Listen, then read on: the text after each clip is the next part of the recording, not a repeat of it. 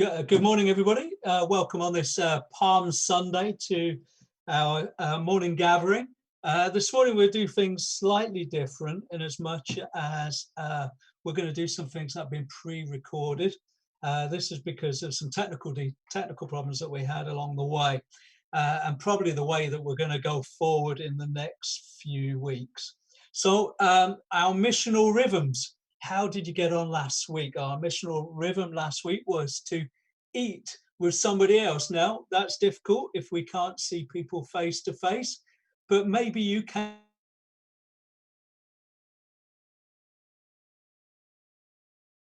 And sharing your life with them. So we'll be interested to know how you got on. So if you could maybe message us on WhatsApp or on our YouTube live feed, that would be wonderful.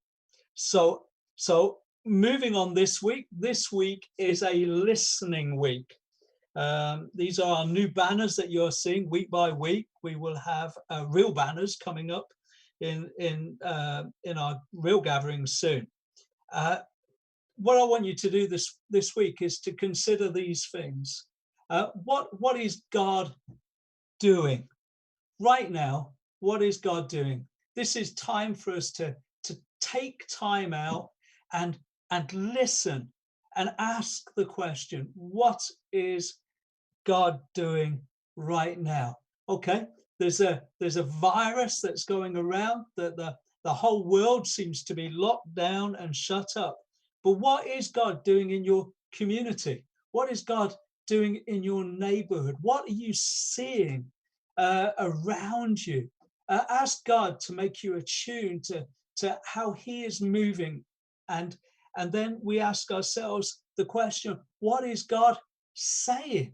So, what's God saying to you? What is God speaking into the life of your community? What is God saying to your neighborhood? So, listening. What is God doing? What is God saying? And finally, what is your response? So, God, I can see what you're doing. I can hear what you're saying. Lord, help me to do what you want me to do. And that's our prayer. We're praying, Lord, let your kingdom come. Your will be done. We're praying, as it says in the Message version, Lord, reveal yourself, reveal who you are, and set things right. So that's what we're doing this morning. So we're going to move on now, and I'm going to hand you over to Anna. We've got a reading first, and then we're going to hand you over to Anna. And you won't see me now until we get to the end. Enjoy. Yna dyma Moses yn galw arweinwyr Israel at ei gilydd, ac yn dweud wrthyn nhw, ewch I ddewis oen neu fy'n gafr i'ch teulu. I wlad fel Aberth y Pasg, rhai gwaed yr anifel mewn Powlen yna cymryd swp o frigau isop, ei ddipio yn y gwaed a'i frwsio ar dop ac ochrau ffram y drws. Yna does neb I fynd allan o'r tŷ tan y bore wedyn. Bydd yr arglwydd yn mynd drwy'r wlad y raifft yn taro'r bobl, ond pan fydd e'n gweld y gwaed ar ffram drws unrhyw dŷ, bydd yn pasio heibio'r tŷ hwnnw. Fydd e ddim yn gadael I farwolaeth ddod I mewn a tharo eich teulu chi. Gwnewch siŵr eich bod chi a'ch plant yn gwneud hyn. Dyna fydd y drefn bob amser.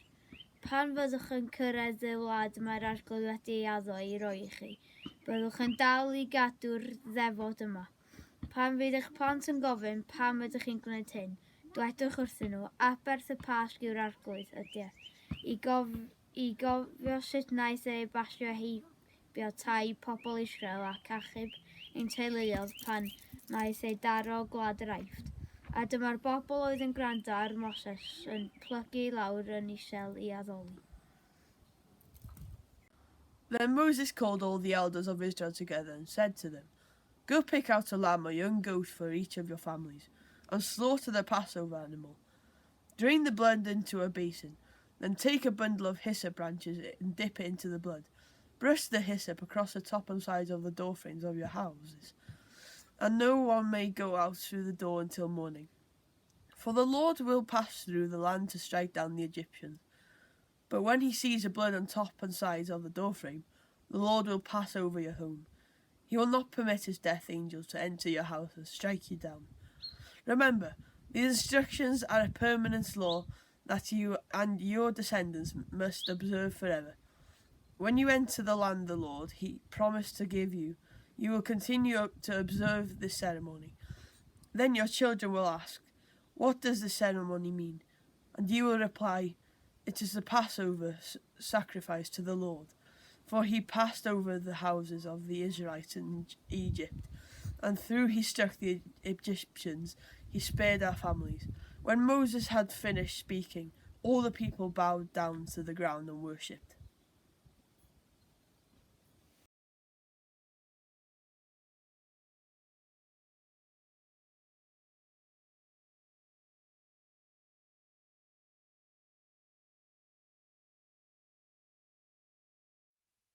Morning. Hello, I'm Anna, for those of you who don't know me. And I just thought I'd introduce myself quickly, visually. You won't look at me for the rest of the talk. You will hear my dulcet tones narrating over my PowerPoints. Firstly, just wanted to say thanks so much for joining us this morning, and to clarify that this is pre-recorded as we were having a few issues with internet use on the other weeks. So we're pre-recording things for this week, mostly, to see how that goes. So I'm going to have the questionable pleasure of listening to myself this morning deliver the talk. I've had an interesting couple of weeks, as have most people. Mine has not been dramatic at all, but it has been pretty busy and hectic with having all the kids at home and doing homeschool and potty training pets, and because I ran out of excuses now that we're all trapped in the house. So I have struggled actually to put all my thoughts together for this service. So I'm going to pray now before we start, for myself mainly, and just hope that his strength will be made perfect in my weakness. So please join me. Father God, thank you for this chance to put you into our weeks. Thank you that you're with us every moment. But we're just really grateful for this time to come together and think about you and open our hearts consciously to you.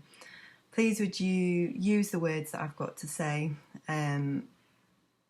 So much that I want to say about this topic, and it's just absolutely full of amazing truth from you, but I'm aware that I will probably fail to get all the right points in. So I'm handing it over to you, Lord. Please bless every single person who listens now or who listens later, and would you speak to them what they need to hear through your Holy Spirit, Lord, which is not limited by technology or by human competence or by isolation. You are moving and at work, and we welcome you. Amen. Right, we shall crack on.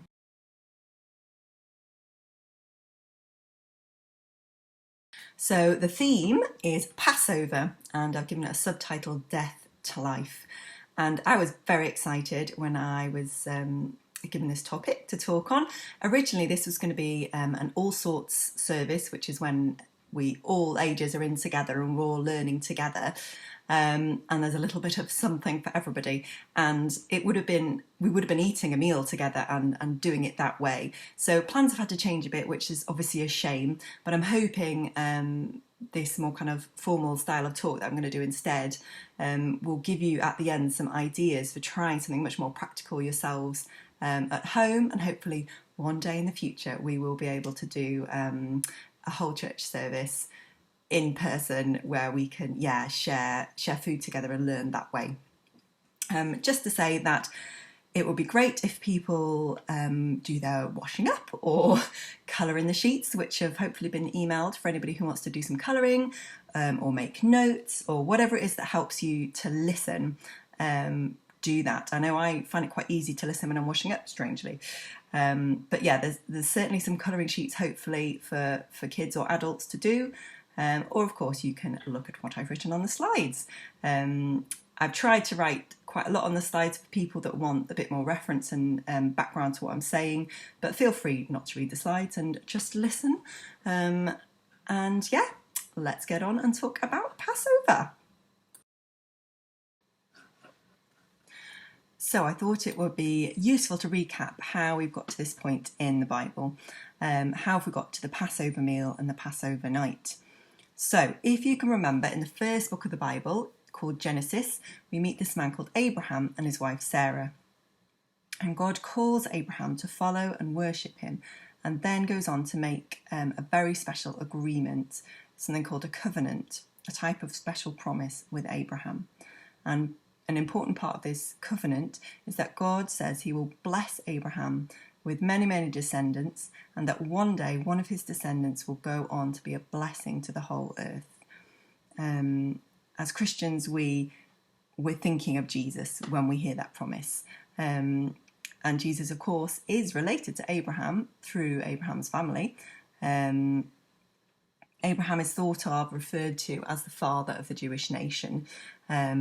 And this nation is also known as the Israelites or the Hebrews. So I'm sorry if I use those terms in a kind of mixed up way, but if you hear any of them, I'm referring to the same bunch of people. So here's Abraham and Sarah, and eventually they go on to have Isaac, the long promised and waited for son. And in the promise, it was going to be Isaac who was going to carry on Abraham's family, and through whom the ultimate promise was going to be fulfilled. So Isaac finds himself a lovely wife called Rebecca, and they go on to have twin boys, Esau and Jacob.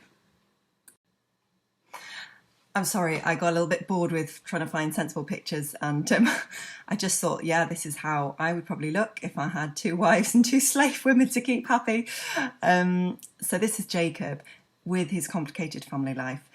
He's married to Rachel and Leah, sisters, very awkward, and they both have slave girls. And between those 4 women, Jacob, who is also known as Israel, God gives him that name, so here we're entering into Israelites after Israel, Jacob, and they have 12 sons and lots of daughters, and the 12 sons are going to go on to be the heads of these tribes, these families, who are known as the 12 tribes of Israel. And Joseph is one of these sons, and I'm talking about him really because he is our link to Egypt. We are getting there. So, excuse me, as you may know, his brothers sell him into slavery, so it is indeed a very complicated family.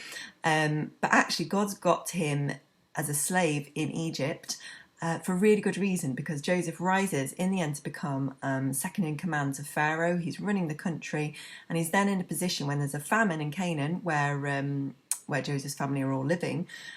He's able to bring them to Egypt, keep them all alive, and actually they settle happily in Egypt with good land, and as God promised Abraham many years before, they multiply. So they've multiplied in a big way. They are now a nation within a nation, but unfortunately, they are a nation of slaves. And the original arrangement that was there when Joseph was ruling the country has been forgotten long in the past.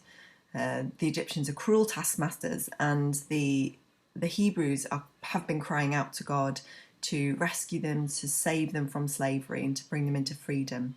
And God, of course, has heard every single one of those prayers and has been at work.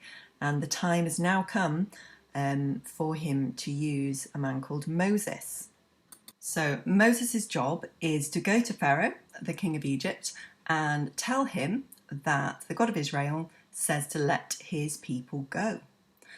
And kind of unsurprisingly at first, Pharaoh says, no, I don't know your God, and I'm not going to let my slave nation go. So God provides quite a few demonstrations through Moses and Aaron of his power, but Pharaoh's not impressed. And so God begins to send a number of plagues or warnings to show that he's real, that he's powerful, and that he should be obeyed for things to go well for Pharaoh and for his nation. Now, as the plagues get kind of worse and more difficult, Pharaoh starts to say, oh, okay, I'll let you go. But then as soon as the plagues finish, in response to that, he goes back, changes his mind, says, actually, no, of course you can't go. I was just being silly. You've got to stay. And so God keeps sending these warnings, sending these messages, these plagues, which affect the Egyptians and not the Israelites. And yet Pharaoh seems to be a man of very, very hard heart, and he's obviously very proud, and at the end of the day very foolish, because he keeps saying no. Plague number 9 is the clearest warning of the final plague, which is to come, which is the worst plague of all. So plague number 9 is a darkness to be felt. That's how the Bible puts it, which sends a shiver, doesn't it? And it's referring to the next plague, which will be the ultimate darkness of death.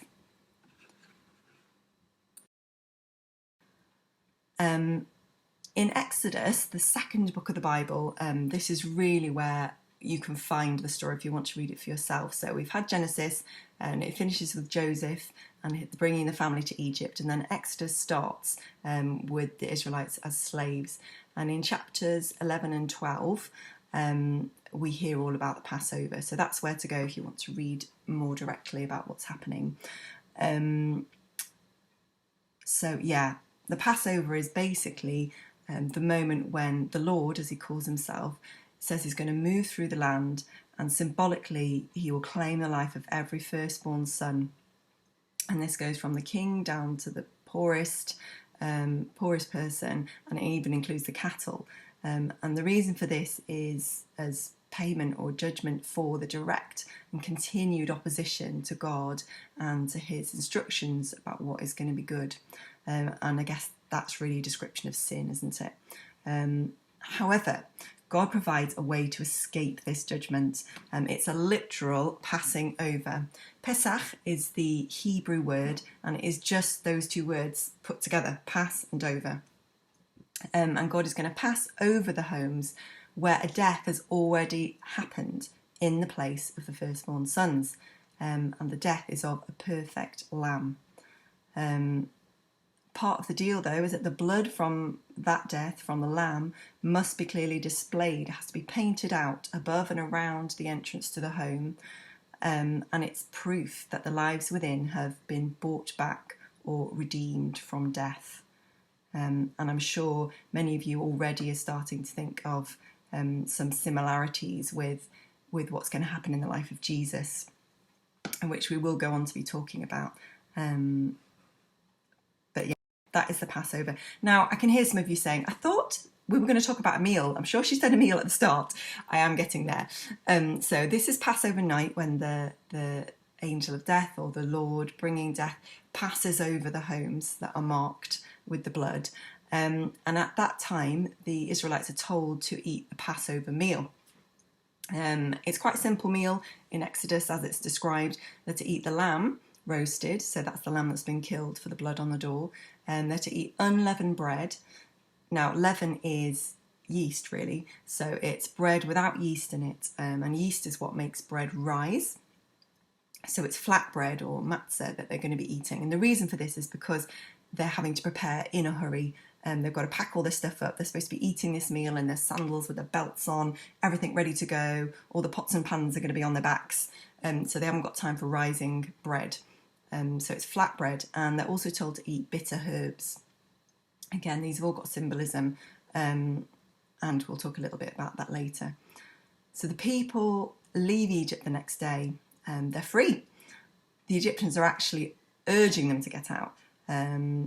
Pharaoh even now is telling them to just be gone. His own son has died, of course. And the people are really desperate for them to leave. They're showering them with the gifts to try and hurry them on their way and assumably avoid any more judgment.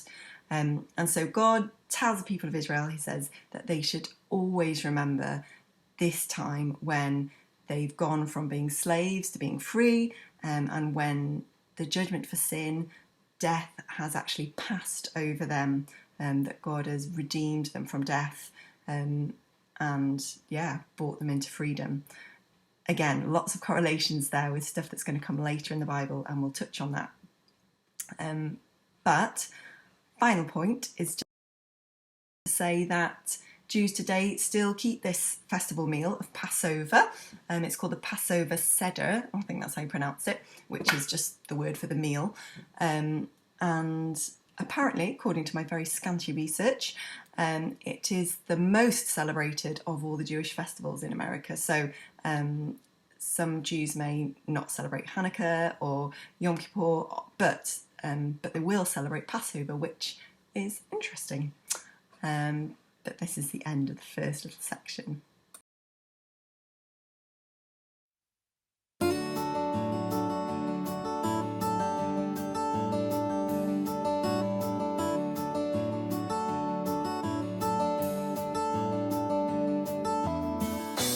Follow the man with Jesus' plan, taking home some water, and upstairs there you can prepare meal for our Passover. It was one of those days, not getting what we're told, but the same as every day, seeing Jesus, Lord over all.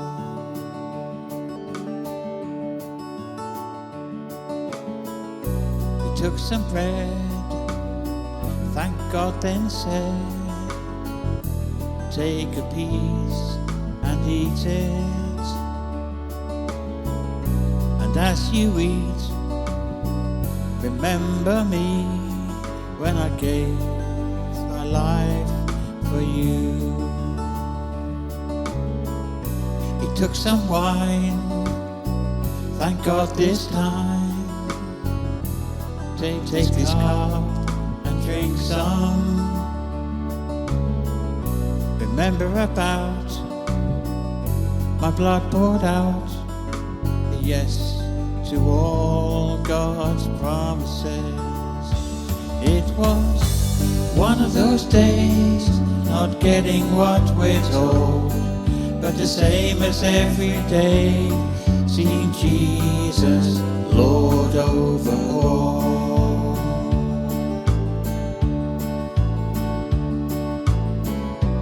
Use this bread and use this wine to help us all remember the love he showed, the blood that flowed through his life as sacrifice. It was one of those days, not getting what we're told, but the same as every day, seeing Jesus, Lord over all. It was one of those days, not getting what we're told, but the same as every day, seeing Jesus, Lord over all.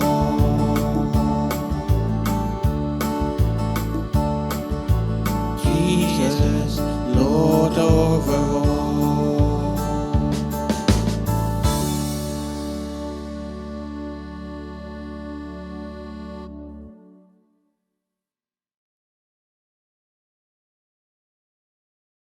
So we fast forward 1,500 years-ish, and Jesus and his disciples have travelled to Jerusalem to celebrate the week-long festival of unleavened bread, which it's kicked off with the Passover meal.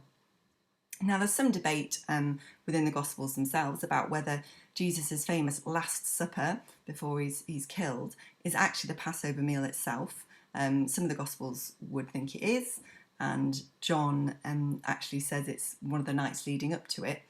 But in a way, that's not overly a problem, because what isn't disputed is that it's the Passover festival and that Jesus is preparing to fully fill what the Passover has been pointing forward to year after year over the past 15 centuries.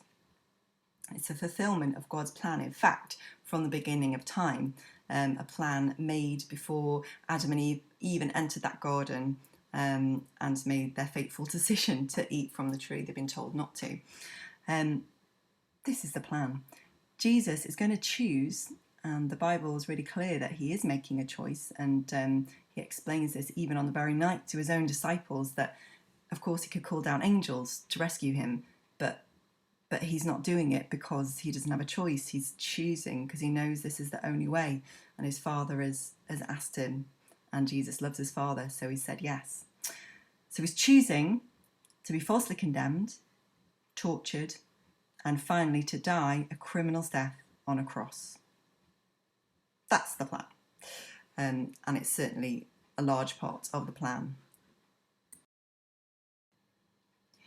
So I'd like to quickly have a look at how Jesus's death on the cross is the fulfillment of that Passover which happened back in Egypt. And I'm going to use the 3 elements in the Passover meal to explore that. There's obviously a lot more to be said, but I think that might just be enough to cover in the time. So first of all, I'm going to look at the elements of the bitter herbs. That was one part of the meal that they were told to repeat. In the New Testament, we've got a couple of quotes here. Everyone who sins is a slave to sin. For whatever overcomes a person, to that he is enslaved. So the Jews had experienced the terrible bitterness of slavery in Egypt. But ultimately, this was pointing to a more universal slavery, the slavery to sin. Now, sin is a difficult word for a lot of people. It conjures up all sorts of meanings, feelings, reactions. When I'm saying sin, this is what I mean. The choice to turn away from God, from his ways, or from his rule in our lives. Not letting God be in charge. And that is going to look massively different in different people's lives, at different times and places in history. But essentially, at the heart of it is the choice not to let God be in charge. And it is a choice. We choose sin. But there's also a sense in which we're enslaved to it. And anyone who's ever tried to pull themselves out of sin without God's help will know from experience that in the end those attempts fail, and we end up back in the same place again. God also knew that that was the case, which is why he's got this rescue plan.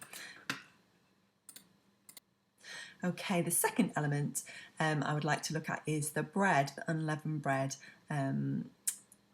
So Jesus himself says, I am the bread of life. And then, of course, famously in the last meal he had with his disciples before he died, he took bread, he broke it, and he told them, this is my body, which is given for you. Now, in the Bible and Jewish tradition in general, leaven is often used to represent sin. Leaven is the yeast, the thing which makes bread rise. So there's a sense in which this unleavened Passover bread is representing Jesus as this sinless sacrifice which is being broken and given to all who want to take it. And of course, in the original Exodus story, the reason that they're having unleavened bread is because they have to leave in a hurry. God just suddenly says, right, tonight's the night, guys, get ready, we're going to go. So they haven't got time to let the bread rise. They've got to pack all their stuff. They've got to have their sandals on and their coats and everything strapped onto their backs. So they haven't got time to let the bread rise. And I think there's another really interesting element there, which is this sense that they had to commit to a journey. And this bread reminds them of that. And it reminds them that actually they were going to have to rely on God to provide for every need. They weren't going to have chance or time to sort it all out for themselves. And I think that's probably got quite a lot to say to us. It certainly has a lot to say to me when I'm thinking about taking the bread as part of communion. So the final element of the meal which I'd like to look at is the lamb. Now, in the New Testament, the early church would have been well used to the idea, actually, that Jesus was the Passover lamb. John the Baptist, when he sees Jesus, he cries out, "Behold, the Lamb of God who takes away the sin of the world." So that is how Jesus is kind of introduced into the world.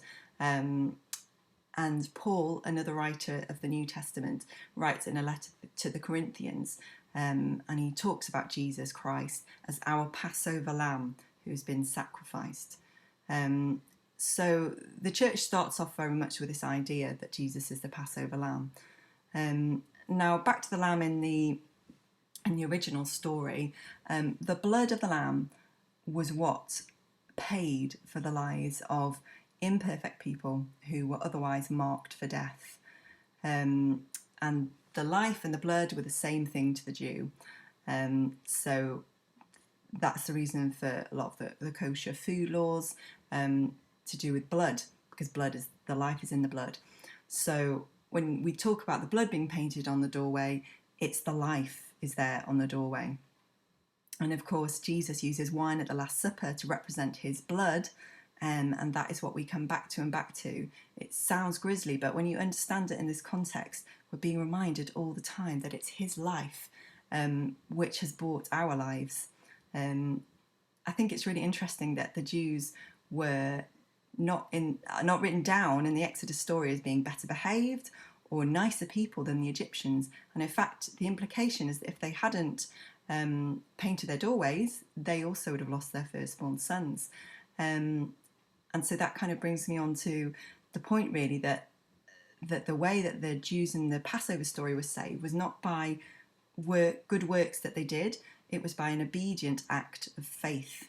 It was believing that that blood was going to do the job. It was going to be enough. God would pass over them. And obviously, as Christians, central to what we believe is that we're saved by faith in what Jesus has done, by believing that it is enough to save us and not by what we do. So, I mean, that's a lovely correlation there too. And of course, the lamb in the original story had to be physically without blemish. Well, Jesus didn't need to physically be without blemish, but that was pointing to something much more significant, which was that he needed to be morally, ethically, spiritually without blemish, without sin. And we believe that he was. So, just to summarise, why was Jesus the ultimate Passover lamb? So with the lambs that were sacrificed in the Jewish system to atone for sin and for impurity, there was a constant need to repeat and repeat and repeat these animal substitutions. Essentially, these animals couldn't keep up with the constantly increasing weight of human sin as time goes by. And actually, in itself, this system of animal sacrifice was actually there, designed by God to be pointing forward and preparing the hearts of the Israelites and then the world for actually what was needed as a permanent solution. God wanted and does want to redeem all mankind for all time. That was right back in that promise that he gave to Abraham, that through his family all the world were going to be blessed. So the sacrifice needed to achieve this had to be of high enough value to satisfy what justice and purity, which are two essential elements of who God is, what they demand in the face of sin. And of course, a lamb, many people would think the lamb's life actually isn't even equal to a human. So just imagine the lamb hasn't chosen to be sacrificed. What is going to be demanded to pay for all this sin? And of course, we believe as Christians that God himself, incarnated as a perfect human, was the only thing that was going to do. Finally, in this section, I'd like just to remember the last words, some of the last words that Jesus said on the cross. Mostly they're translated as, "It is finished." The work that God had given him to do on earth is what many people see it as. And that is true. But what's interesting is that can also be translated as paid in full. And I think for what we're thinking about, that really makes a lot of sense when we're viewing Jesus as the ultimate Passover lamb.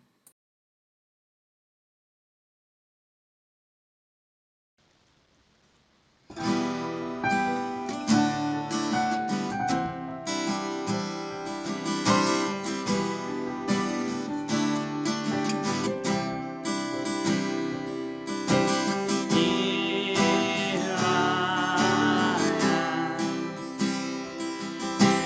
humbled by your majesty.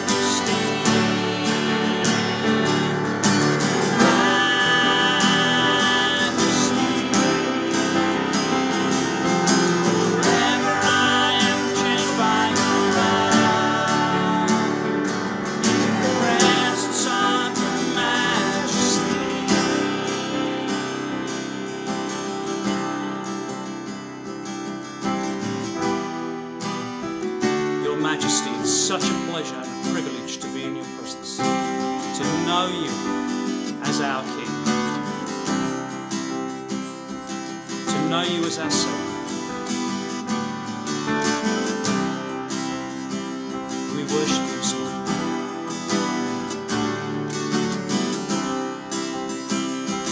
We sing majesty,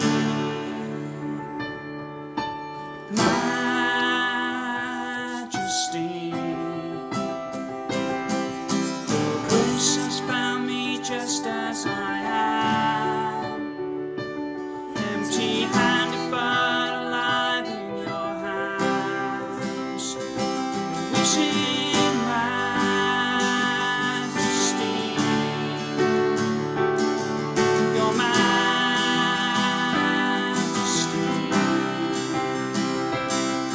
Forever I am changed by your love, in the presence of your majesty.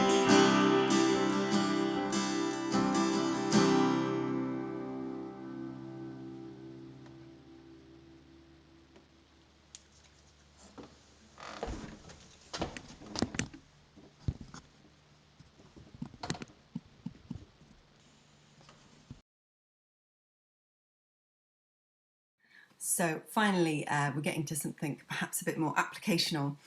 Everybody who's taken the step of faith to believe that death can pass over us through Jesus' death in our place, if you've spiritually painted the doorposts of your heart and life with his blood, with his life, then you've got a Passover experience to share. And these personal stories of being redeemed from slavery to sin and death and delivered into freedom and new life are going to be as vastly different and unique as one person is from the next. And at the same time, they're all going to be bound together by these similar themes and truths about God and who he is and what he's done, which is amazing. Central to the establishment of the Jewish Passover celebration was the command from God to remember and pass on what he had done. So in Exodus 13 verse 8 says, "You shall tell your son on that day, it is because of what the Lord did for me when I came out of Egypt." So I found it really interesting that actually it was being put into a personal reflection on this grand event in the life of the nation. So yeah, I thought, wow, there's something in that, I think. And in current Jewish tradition, for each element of the Pesach Seder, the meal, the youngest child that's able there at the meal, that's able to do so, asks a set of questions to the older members present about the meaning of each element of the meal. And each of these questions starts with, why is tonight different from all other nights? Why are we eating bitter herbs, for example? And then they're given an answer recounting the story from Exodus. And I just think that's fantastic. And last year we had to go in our house, and it was actually Heather's suggestion, I think. We had a go at doing our version of this as Christians around the Easter story. And we got a lot out of it, actually. It was brilliant. And we had hoped to kind of share some of that in an all sorts service this year, which was obviously not to be. But yeah, I'm hoping we can sort of get inspired maybe to try this in our individual households over the coming weeks. In the New Testament, in 1 Peter chapter 3, we're told that we should always be ready to give an answer to everyone who asks you, to give the reason for the hope that you have. But do this with gentleness and respect. Some of us find this easier than others, but it's written there for all of us. And so I guess just a few questions to think about are, if we do have a Passover story, are we used to telling it? And actually maybe we need to practice that. And what better way to start than with people who know and love you, perhaps who already know the story, but yeah, to practice telling it. And I'm not actually just talking about conversion stories, because again, not all of us have had sort of a flash moment where everything changed, but I'm talking about the daily stories as well, which come from having a living and a real relationship with God, who's constantly delivering us and bringing us from our old life to the new life every time we drag ourselves back. So yeah, I think we've always probably got stories to share. We just maybe don't realise it. And of course, do we ask each other? That was the other thing I loved about the Jewish tradition around Passover, was that it was really encouraging the younger members, in this case, to ask older members to share their knowledge of God and of God's story. So yeah, another question really, do we ask each other those kind of questions? And of course, telling God's big story is always at the heart of our personal stories. But I actually think they're kind of always intertwined as well. They work best together. So, some suggestions. Why not try? So maybe you could have a go at having part of a meal or a whole meal based around the 3 elements of the Passover. So something bitter. But you could have lemon, you could have horseradish, anything that you can think of that's bitter. And that is representing slavery to sin, the old life, the mark of death. And, ask questions around it. Why are we eating this? We're eating this because. Even if you all know, the practice of doing it is just really significant, I think, and really helpful. Something quick, so it could be pita bread, like a flatbread, or it could be snack food like crisps, because the quick element of the meal was to do with remembering that it's a choice to make a journey, to abandon what you know, what you've held on to up to now, and to trust God for his provision in the future. And then something sacrificial. So lamb is the obvious choice, but I was thinking, what about vegetarians and vegans? You'll have to be creative for yourselves there. But obviously a hot cross bun, it's got the cross on it. You could just drink the wine, and that could be reminding of Jesus's blood. I know when we did our Easter meal last year, the kids said, let's have crispy kale in the shape of a crown to remember the crown of thorns. So, I think you can go lots of places with this. Yeah, so if you don't fancy Passover, why not try an Easter meal and give each element a meaning? Choose parts from the story which you want to remember and link that in with something you're eating or drinking. Now, formal can be really helpful. I think there's a reason why the Jews are still celebrating Passover, and part of the reason is that it was formalised, and so it's repeatable. And I think whilst we don't have to be formal, we shouldn't throw the baby out with the bathwater. So if you want to write down questions and answers and then take it in turns to ask each other, pass around the bits of paper so you can read them out, that's just as valid as freestyling it. I also think there's still a real value in reminding ourselves of what God has done, even if we're on our own. And of course, at the moment, the context for lots of people is that whatever they might like to be doing over the next few weeks, they've got to be on their own. They're isolating. And I actually don't think that counts anybody out, because God is with you. And there is a real value. And there's lots of examples in the Bible of people reminding themselves in the presence of God of the things that God has done. So yeah, this is definitely still for you if you're going to have to be on your own as you're eating over the next few weeks. Enjoy sharing a meal with God. Yeah, so I think it can be for all of us. And then the final point really was just that the context of the original Passover meal and of the first time that Jesus starts communion or the Lord's Supper is a family meal. But that Jesus redefines family for us. So he's not with his genetic family necessarily, certainly not exclusively with them. He's with his disciples, his spiritual family. And I think that's what church is, isn't it? It's family. And I actually think it can be much wider. There's a much wider application as well. There's space for all around a meal table. And it shouldn't be just limited even to people who believe the same things that we believe. I think there should be no limit really on who we can share stories with and who we should be ready to listen to stories from. Anyone who's up for it really. So let's be brave, let's think outside the box, and I'm really excited to hear back, hopefully, over the next few weeks about how it's gone for people, what's worked, what's not worked, what you're going to try again, what you can suggest to the rest of us. Yeah, brilliant.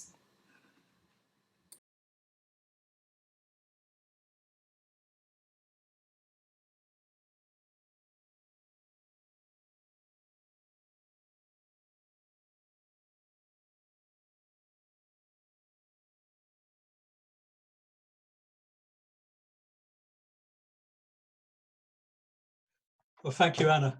Really, really appreciate that very, very much. I'm going to hand over to Anne. You might be wondering why Anne's not sitting beside me today, but she's developed a little bit of a cough. So just to be careful, we're living in different sides of the house. So Anne's in the front room, I'm living in the conservatory, and occasionally in my office. But Anne's going to pray for us now, lead us in a prayer that Anna's written. So just take time just to, again, listen today and join in with this prayer. Okay, this is a version of the Lord's Prayer. It's Our Father, who is in heaven, thank you, Lord, that you are the powerful King over everything. We remind ourselves that you are sovereign over both the things that we see and understand, and the much greater amount that we do not see and do not understand. We choose to believe that you are in control. Let your name be kept holy. Please help us to each keep your name holy by living lives full of your grace and truth. Would your holiness within us be something unique and beautiful to those around us, something that causes others to respect and honour you. Your kingdom come. Please, Jesus, would we allow you to rule in our hearts and decisions, the kingdom of God, which you talk so much about, an upside down kingdom where the greatness is the least, where self is sacrificed and where letting go leads to being filled to overflow.